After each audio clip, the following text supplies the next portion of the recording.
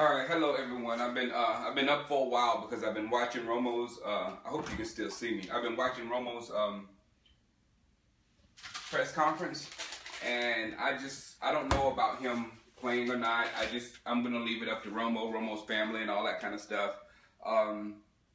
If you're like me, some of us, because I remember last year, the DC Fanatic and I, we were talking about Romo's arm strength, and certain passes, and it was looking bad at points. And then before the Washington game, and then after that Washington game, before that Washington game, I was like, every time he gets hit, I would cringe a little bit. But now, coming back from that Washington game this season, every time Romo gets hit, I tense up. You know what I'm saying? And I know you do the same thing because we know. I mean, me looking at him this morning, yeah, he might have to go out there and play in pain a little bit, and then next week he might be able to play without pain.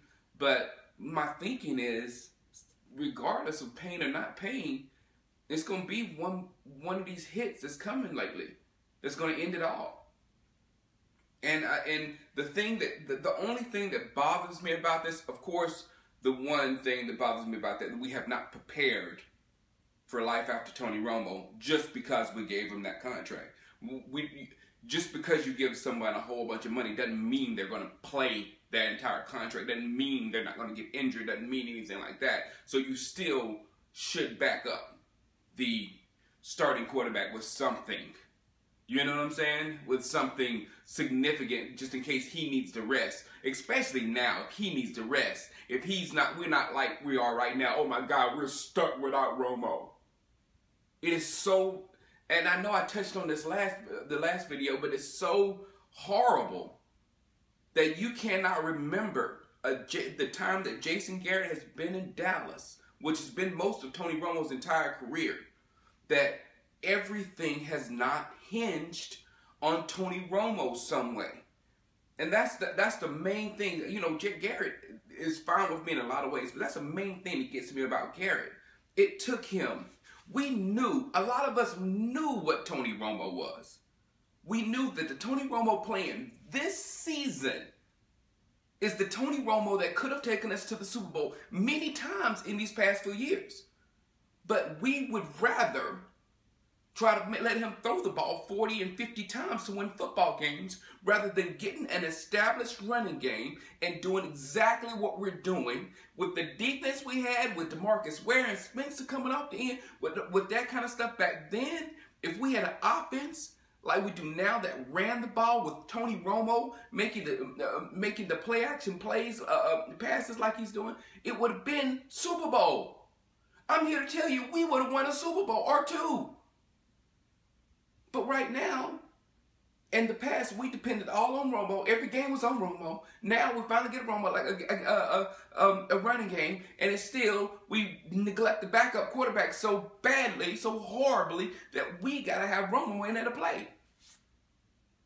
And the last thing, one guy said something to me on Facebook, and I have to say it because it's kind of the main thing that's getting on my nerves. He said, I didn't want us to sign Romo to this contract for this exact reason, because I didn't know how much longer he could last.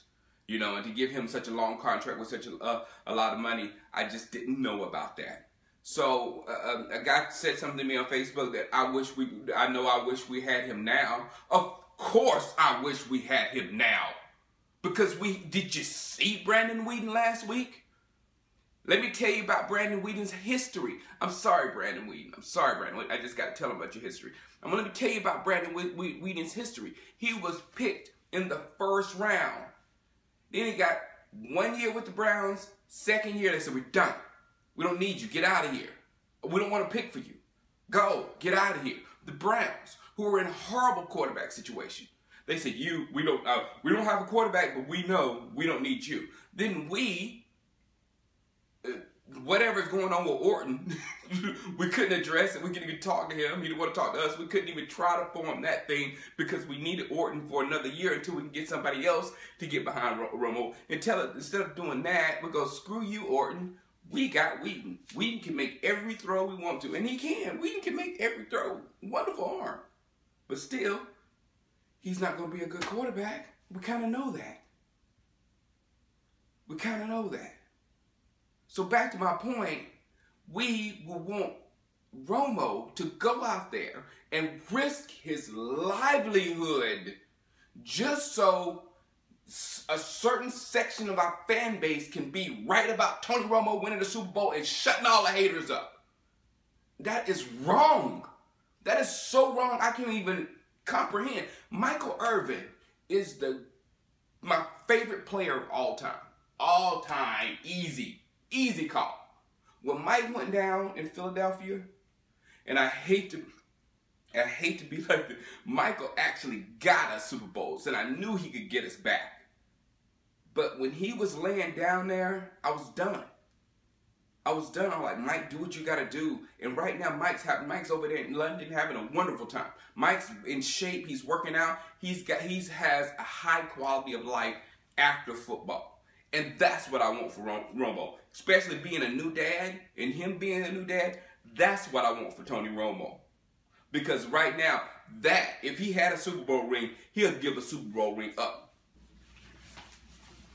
All right, sorry, the tape stopped. But as I was saying, Romo would turn that Super Bowl ring in to be with his kids for the rest of his life. Easily.